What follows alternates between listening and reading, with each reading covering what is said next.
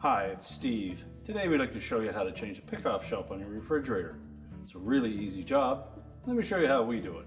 Now to do this repair, so you open the refrigerator door up, and if your old shelf is still in place, we'll need to remove that. And to remove it, we give it a little bump on the bottom and try to go straight up with that. That will release the little hooks on the end caps. So we discard the old one.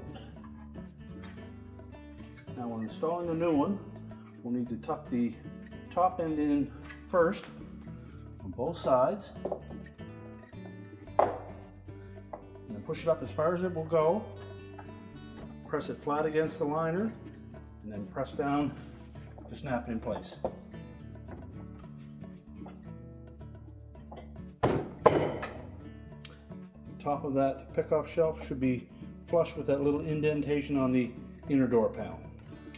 Once we have it locked in place, your repair is complete.